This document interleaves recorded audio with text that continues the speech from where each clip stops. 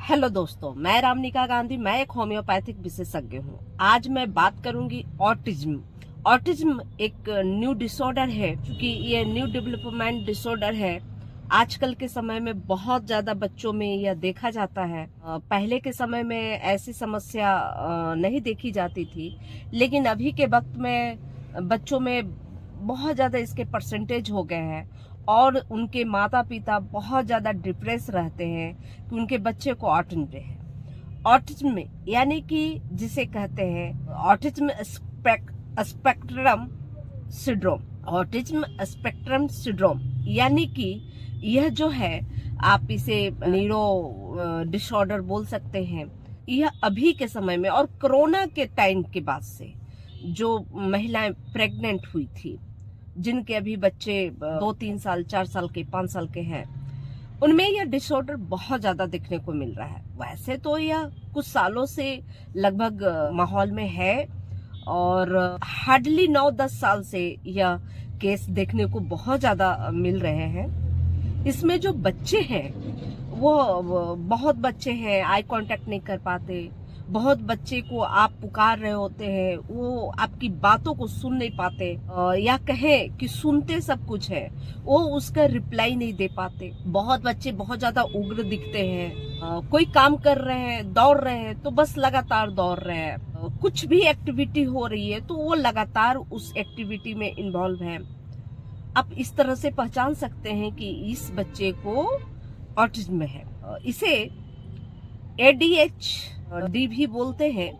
और इस समस्या में जो होता है कि बच्चे कभी कभी ऐसा देखा गया है कि बच्चे कुछ सीखने लगते, जैसे कि छोटा सा बच्चा है और वह दादा नाना बाबा सब बोलने लगे हैं, और उसके बाद अचानक जैसे कभी फीवर आया या कहीं गए, और उसके बाद से वह उन सब कार्यों को नहीं कर पा रहा है जो वो रेगुलर कर रहा था या रेगुलर बोल रहा था।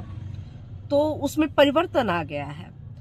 कभी कभी ऐसी स्थिति जब होती है, जब जैसे बुखार आने के बाद अगर बच्चे बोलना जो पहले बोल रहे थे वो अब नहीं बोल पा रहे हैं, ऐसा लगता है वो भूल से गए हैं, तो उस स्थिति में बहुत दिनों तक उनके माता पिता यह सोचते हैं कि हो सकता है जब ये बीमार हुआ तो बहुत ज्यादा कमजोर हो गया, वीक हो गया, उसके बाद से यह इसे बोलने की ताकत नहीं है। यह भी एक सिम्टम हो सकता है, लेकिन इस पर बहुत जल्दी ही अगर ट्रीटमेंट हो, इसे बहुत जल्दी रिकवर किया जा सकता है, बहुत मैनेजेबल है। क्योंकि ये ऑटिज्म जो होती है, ये किस कंडीशन में है उसके ऊपर ठीक किया जा सकता है।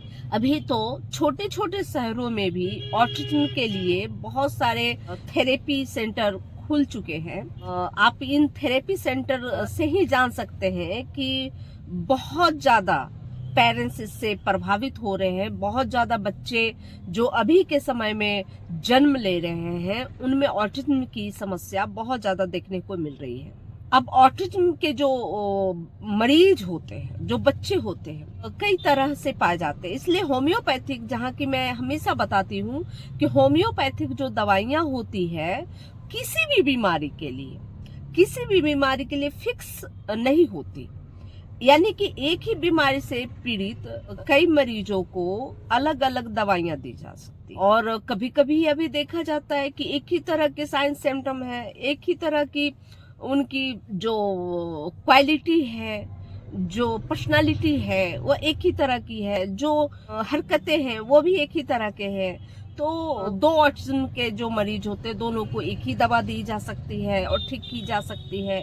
किसी किसी को अलग अलग दवाइयां सूट करती है, और उसकी कंडीशन है। जब बच्चा बहुत ज्यादा ऑटिज्म जैसे सीवियर कंडीशन में चला जाए, बिल्कुल आई कांटेक्ट नहीं हो, सुन नहीं पाए, और उनकी IQ लेवल भी बहुत कम हो, तो वैसे बच्चों को बहुत कम, और या कहे बहुत टाइम लगता है उनको पुनः सुधारने में। लेकिन जो बच्चे IQ लेवल से अच्छे होते हैं, लेकिन उनको ऑटिज्म की समस्या हो या ADHD की समस्या हो जाए, वैसे बच्चों को जल्दी सुधारा जा सकता है। और अगर जितनी जल्दी इसमें आप पहचान पाए बच्चों की ये समस्या को, तो उतनी जल्दी ही इसे सुधार लिया जा सकता है। इसके बहुत तरह के टेस्ट हैं। हमारे इंडिया में ईसा करके एक टेस्ट आता है जो माइंड के जो न्यूरो कॉन्टेक्ट है, क्या कंडीशन में है, वह टेस्ट किया जा सकता है। इसके अलावे बहुत सारी होम्योपैथिक दवाइयां हैं और जो दवाइयां बहुत ज्यादा उपयोग में लाया जाता है। मेरे पास भी एक बच्चा है, ट्रीटमेंट के लिए आते हैं, एक नहीं बहुत सारे बच्चे हैं, लेकिन एक बच्चे ने बहुत जल्दी रिस्पांस दिया बेराइटा कार्ब जिसे दिया गया था। वो क्या था कि एक ही हरकत को बार बार किए जाता था। उसकी आईक्यू लेवल तो बहुत अच्छी थी, और उसके बाद वो जो है, मान लीजिए बच्चे ने दौड़ा है तो वो दौड़ रहा है एक ही कंडीशन में, एक ही जगह में, एक ही एरिया में वो लगातार दौड़ लगा रहा है। उसे कितना भी पकड़ने की कोशिश करो, वो बेसुध होकर दौड़ रहा होता है। और वह बोलना, वो करीब 4.5 साल का एज था, उसके बावजूद वो बोल नहीं पा रहा था। लेकिन यकीन नहीं मानेंगे कि मैंने बेराइटा कार्ब 200 पोटेंसी में सुबह शाम उनको दी, और उसे मीठी गोलियों के साथ ही दी, और बहुत अच्छा रिस्पांस किया। लेकिन मैं ये मीठी गोलियों से मुझे याद हुआ कि ऐसे जो बच्चे होते हैं जो ऑटिज्म से प्रभावित होते हैं, ऐसे बच्चों को मीठा बिल्कुल बंद कर देना चाहिए, और पैकेट बंद जितनी भी होती है, जैसे चिप्स होते हैं, कुरकुरे होते हैं, इन सब चीजों को, बिस्किट होते हैं, इन सब खाद्य पदार्थों को जो बच्चा नॉर्मली कोई बच्चा उसका बहुत ज्यादा कंज्यूम करता है, बहुत ज्यादा उसको उसके पेरेंट्स दुलार से देते हैं, वो बिल्कुल न दे, बिल्कुल बंद कर दे, मीठा बिल्कुल बंद कर दे। तभी जाकर इस ऑटिज्म की समस्या से बच्चे सुधर सकते, ठीक हो सकते हैं। ऑटिज्म जो होती है उसमें मीठा बिल्कुल बंद कर दे, उन्हें बहुत ज्यादा फल फूल कंज्यूम करना सिखाएं, उनको खिलाना खाना सिखाएं, उनको अच्छे पौष्टिक भोजन है जो नर्व को एक ताकत दे, जैसे कि बहुत सारे ड्राई फ्रूट्स वगैरह होते हैं, इन सब चीजों का वो भोजन में, उनके खाने में आदत डलवाए। और उनको क्या होता है ना, ऑटिज्म के जो बच्चे होते हैं वो सोशलाइज नहीं हो पाते, वो मतलब किसी भीड़ में, किसी गैदरिंग में जाने से वो घबराते हैं। ऐसे बच्चों को उनके माता पिता कोशिश करें कि ऐसी जगह में जहाँ पे उनके मतलब जहाँ पे और भी बच्चे हो जो नॉर्मल बच्चे हो, उनके बीच में ले जाएं, ताकि उस तरह के मूवमेंट करना वो सीखे। मैं जरूर ये कहूंगी कि जिन लोगों का आई कांटेक्ट नहीं हो पा रहा, या जो बच्चे बोलने में पीछे हैं, मतलब अपने जो नेचुरल जो के अनुसार जो बोलना सीख सकते हैं वो बोल नहीं पा रहे हैं, तो उस कंडीशन में बेराइटा कार्ब आवश्यक रूप से देनी चाहिए ऐसे बच्चे को। ऐसे तो बहुत सारी दवाइयां हैं, जैसे एनाकार्डियम, जैसे आप ले सकते हैं Aethusa, Anacardium, Baryta carb, Baryta mur, हाइपोसाइनम, जो बच्चे बहुत ज्यादा उग्र होते हैं, तो उग्र बच्चे को हाइपोसाइनम दिया जा सकता है। स्ट्रोमोनियम भी इसकी मेडिसिन हो सकती है। सभी बच्चे, जो बच्चे ऑटिज्म से परेशान है, ऑटिज्म की कौन सी कंडीशन है, किस तरह की उनकी स्थिति है, उस अनुसार से ही मेडिसिन का चयन होता है। तो बच्चे बहुत जल्दी ग्रो करते हैं, बहुत जल्दी वो नॉर्मल कंडीशन में आते हैं। क्योंकि क्या है कि मेरे पास ऐसे ऑटिज्म के बहुत सारे बच्चे आए, लेकिन जो मैं बेराइटा कार्ब का जो आपको अपना शेयर कर रही हूँ, तो ये बेराइटा कार्ब वाले जो ऑटिज्म के जो बच्चे थे वह बहुत जल्दी रिकवरी किए। उसमें बस एक ही सिम्टम था कि वो बोलने में उसे समझ में नहीं आता था कि मैं क्या बोलूं, वो बोल नहीं पाता था, और बोल नहीं पाता था, आई कांटेक्ट नहीं कर पाता था, बाकी वो समझता बहुत कुछ था। लेकिन या किसी चीज में, जैसे बोलना अगर देर से करे, या बोल नहीं पा रहा हो, चल नहीं पा रहा हो, उस तरह के सिम्टम अगर मैच करते हैं तो बेराइटा कार्ब बहुत अच्छी दवा है। और जस्ट फायदा दिखाती है। अगर बहुत ज्यादा दिन नहीं हुआ हो, बहुत ज्यादा डिले आपने बच्चे के ऊपर नहीं किया हो, तो बेराइटा कार्ब ऐसे बच्चों के लिए बहुत अच्छी चीज है। जो बच्चे बहुत ज्यादा उग्र स्वभाव के होते हैं, किसी भी चीज को अगर आपने उसे हाथ में दिया वो फेंक देता है, तोड़ देता है, तो ऐसे बच्चों को हायोसाइमस दिया जा सकता है। हायोसाइमस देकर ऐसे बच्चे को ठीक किया जा सकता है। स्ट्रोमोनियम, इसमें भी जो बच्चे होते हैं थोड़ा उग्र होते हैं और आई कांटेक्ट नहीं करते, अपनी ही धुन में जिया करते हैं, तो इस तरह के बच्चों को स्ट्रोमोनियम अच्छा फायदा करता है। एनाकार्डियम, एनाकार्डियम का जो बच्चा होता है और ऑटिज्म की जो समस्या होती है, तो एनाकार्डियम में एक बहुत ही सूक्ष्म सिम्टम होता है। मैंने एक ऐसे ही बच्चा जो भूख लगता था, भूख लगने के बाद बहुत उत्तेजित हो जाता था, उसकी जो समस्याएं थी वो बढ़ने लगती थी। जैसे ही भूख लगता था तो वो अटपटा सा होने लगता था, वो कभी चीजों को तोड़ फोड़ देता था, चीखने लगता था, अपने आप कोई अजब से साउंड में बोलने लगता था। तो इस तरह के जो बच्चे थे, इसको एनाकार्डियम देने से बहुत अच्छा लाभ होता है। इसमें ये सिम्टम जरूर मैच करनी चाहिए कि जिन बच्चों का ऑटिज्म का जो एक दौरा सा आता है वो भूख लगने के बाद, यानी कि खाना खाए हुए बहुत वक्त हो चुका होता है और जब भूख लगता है तो इस तरह की परेशानियां देखने को मिलता है। अगर उसे फिर भोजन दे दिया जाए, भोजन करा दिया जाए, तो ऐसे जो बच्चे फिर थोड़ा नॉर्मलाइज हो जाते हैं और थोड़ा सा अगर उन्हें स्थिर किया जाए तो स्थिर रहने लगते हैं और बातों को थोड़ा थोड़ा समझने लगते हैं। लेकिन जैसे ही भूख आता है तो बिल्कुल बेसुध हो जाते हैं, बिल्कुल अपने धुन में लगे रहते हैं, वो कुछ भी सामान को फेंक रहे हैं, बहुत चिड़चिड़े से हो जाते हैं, बहुत डिप्रेस जैसे दिखते हैं ऐसे बच्चे। तो उसमें एनाकार्डियम बहुत अच्छा फायदा करता है। और ये कौन नोटिस करेगा? ये उनके पेरेंट्स नोटिस करेंगे। अगर ये सब नोटिस करेंगे छोटी छोटी बातों को, तो उनकी जो दवाइयां हैं अच्छी सेलेक्ट होती है और अच्छी फायदा करती है। होम्योपैथिक, हर समस्या का होम्योपैथिक में निदान है, लेकिन बशर्ते आप बीमारी के साथ, बीमार के साथ, उसकी पर्सनालिटी के साथ, उसके समस्याओं के साथ एक ध्यान देने की चीज होती है। अगर आपने ध्यान दिया, कुछ तो डॉक्टर समझ जाते हैं, कुछ उनके साथ रहने वाले लोग आपको समझाते हैं, और कुछ वो व्यक्ति खुद बताता है कि आप क्या सोच पा रहे हैं। क्योंकि कुछ हरकतें होती है वो आपके आसपास के लोग देखते हैं कि ये जनरल हरकत नहीं है, या इनके अंदर कुछ खास हरकत है। वह कौन बताएंगे? वो आपके साथ रहने वाले लोग बताएंगे। और कुछ तो जैसे ऑटिज्म का जो मरीज होता है वो खुद अपनी व्यथा को बयान नहीं कर पाता, तो वैसे कंडीशन में आपके माता पिता आपको कैरी करते हैं, आपको जानते हैं, समझते हैं, आपके साथ हर पल रहते हैं। तो उस कंडीशन में वह उन्हें बताएंगे कि ये इस कंडीशन में ऐसे करते हैं, ये आई कांटेक्ट नहीं कर पाते, ये आप कुछ भी बोलते हैं तो ये सुन नहीं पाते, ये समझ नहीं पाते।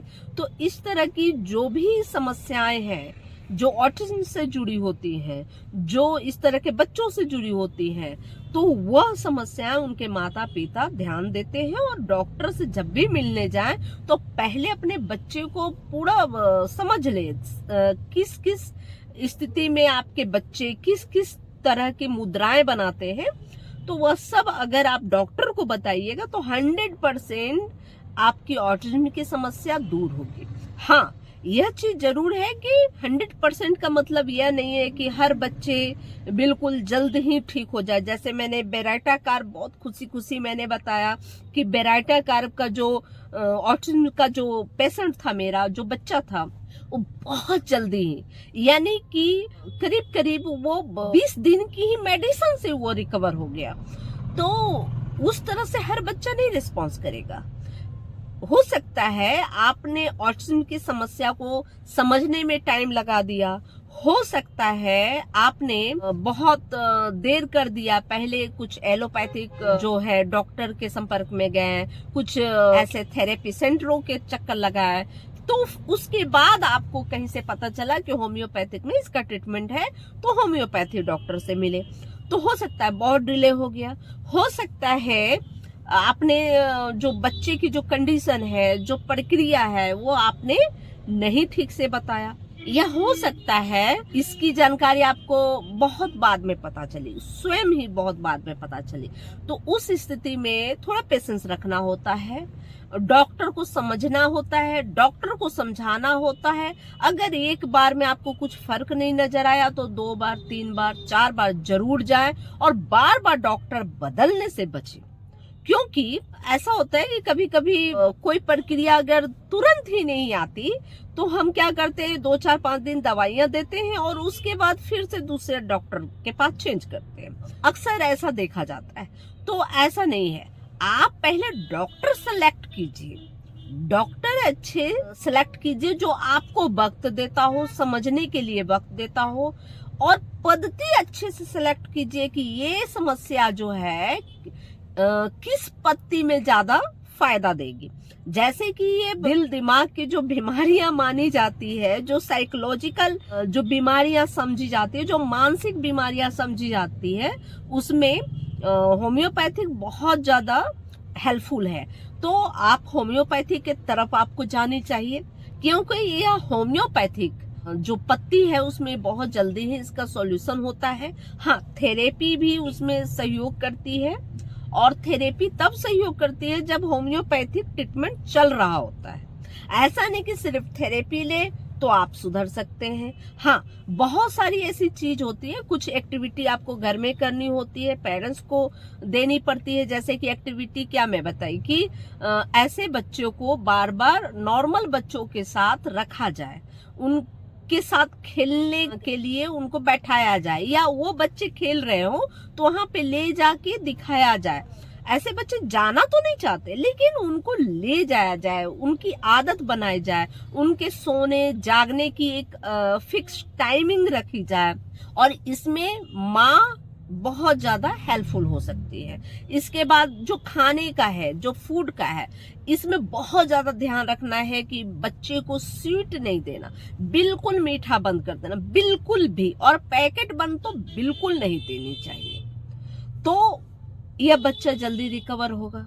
दूसरी चीज है कि कुछ होम्योपैथिक जो मेडिसिन होती है, वो मेडिसिन तब डॉक्टर के पास जानी चाहिए जब आप अपने बच्चे को पूरा स्टडी कर चुके हो कि कैसे कैसे इसकी एक्टिविटियां होती है, और डॉक्टर के पास गए, उन्हें बहुत अच्छे से बताइए, समझाइए। जरूर है कि बच्चे को वो समझ पाएंगे और वो आपको मेडिसिन देंगे।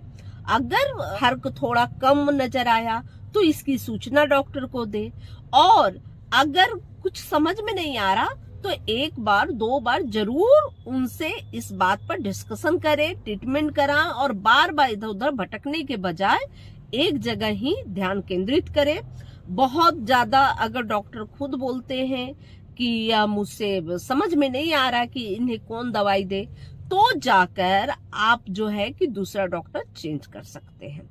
क्योंकि बार बार डॉक्टरों को चेंज करने का मतलब है, जैसे किसी होम्योपैथ डॉक्टर, जैसे किसी ने मेरे से कुछ ट्रीटमेंट कराई और मैं अगर उन्हें 200 पोटेंसी की कोई मेडिसिन दी, मुझे लगा कि ये सिम्टम मैच कर रहा है और 200 की पोटेंसी मैंने उन्हें दी है पहले से, और अगर किसी और अन्य डॉक्टर के पास गए और 30 पोटेंसी की सेम दवाइयां, क्योंकि सिम्टम मैच कर रहा है, आपने जो सिम्टम बताया उसके आधार पे मैंने दवाई दी, आपने जो सिम्टम बताया उसके आधार पे उन्होंने वही होम्योपैथिक डॉक्टर, कोई और डॉक्टर वही मेडिसिन दिए।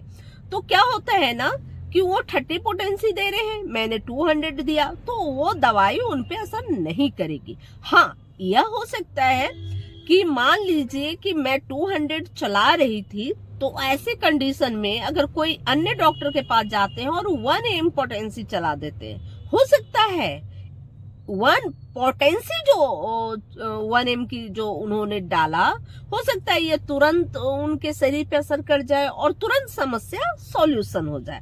क्योंकि कभी कभी क्या होता है ना, डॉक्टरों का बहुत ज्यादा हाई पोटेंसी की मेडिसिन नहीं देते शुरुआती दौर में, और वैसे कंडीशन में हो सकता है पोटेंसी कम रहने की वजह से उनको ठीक नहीं होता, क्योंकि सिम्टम तो मैच कर रहा है लेकिन पोटेंसी कम दिए थे, जिसकी वजह से वह फायदा नहीं कर रही, फायदा नहीं दिख रहा। तो उस कंडीशन में अगर पोटेंसी चेंज कर दिया जाए, पोटेंसी को बढ़ा दिया जाए, सिम्टम मैच कर रहा है, पोटेंसी बढ़ गई, तो पूरी की पूरी समस्या समाप्त हो जाती है। तो आप जिस डॉक्टर के कंसल्ट में है उनको टाइम दे, उनको अपनी बातों को समझाएं कि ये कुछ फर्क नहीं कर रहा या थोड़ा फर्क किया है, बहुत ज्यादा फर्क नहीं किया, और सही बात बोले। अगर थोड़ा भी फर्क है तो उसको छिपाए नहीं, आप सही बात बोले। फिर क्या है कि आपके डॉक्टर आपकी पोटेंसी बढ़ा के देखेंगे, हो सकता है उस पोटेंसी से बिल्कुल उन्हें आराम मिले और बिल्कुल चमत्कार जैसा उनको असर कर जाए। क्योंकि डॉक्टर को जो आप बताए हैं, जो आपने समझाया है कि ये कंडीशन है, बीमारी के साथ ये प्रॉब्लम आती है, उसी प्रॉब्लम को देखते हुए जो आपके डॉक्टर हैं आपको दवाइयां देते हैं, और देने के बाद आपको ठीक होता है। हो सकता है कम ठीक हो, तो पोटेंसी बढ़ाने या घटाने जो भी होती है वो डॉक्टर को आप बताएं कि ये स्थिति हो रही है, पोटेंसी जो दिए हैं वो पोटेंसी से 10% कम हो रहा है या बिल्कुल फर्क नहीं पड़ रहा, तो डॉक्टर अपने हिसाब से आपको चेंज करके दवाइयां देंगे और ठीक करेंगे। क्योंकि जो एक डॉक्टर आपको ट्रीट कर रहे हैं तो वो जान रहे हैं कि आपको कौन सी दवाइयां दे रहे हैं, कितनी पोटेंसी में दे रहे हैं। अगर आप इसी तरह से डॉक्टर बदलते रहेंगे तो दूसरे डॉक्टर क्या समझेंगे कि आपने कौन सी दवाइयां ली, है ना। तो ऐसी स्थिति में आप कहीं भी ठीक नहीं हो पाइएगा। तो ये स्थिति बनती है, और ऑटिज्म के केस में मैंने ऐसे बहुत सारे केस को देखी है। क्योंकि बहुत सारे मरीज मेरे पास ऐसे आए हैं जो किसी अन्य होम्योपैथ डॉक्टर से वो ट्रीट करा रहे थे, नहीं मैडम कोई फायदा नहीं दिखा, तो फिर मैं यहाँ आया। तो फिर मैं पूछती हूँ कि आपने कितने दिन उनको टाइम दिया, तो कोई बोलते हैं 15 दिन मैंने टाइम दिया, कोई बोलते हैं मैंने 2 महीने टाइम दिया, नहीं कुछ असर किया।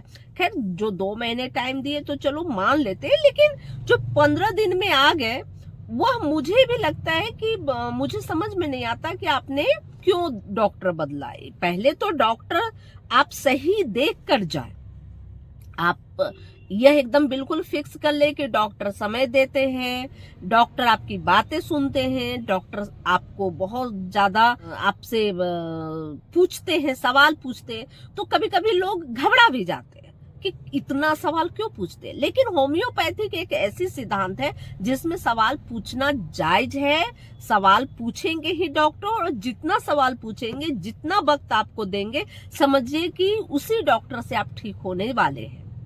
ऐसा नहीं कि बहुत ज्यादा पैसा बनाना हो, फी ले लिया और फिर कंसल्टिंग फी सिर्फ लेने से मतलब है, आप आए मुझे ये प्रॉब्लम है, हाँ ठीक है ये दवा आप ले लीजिए।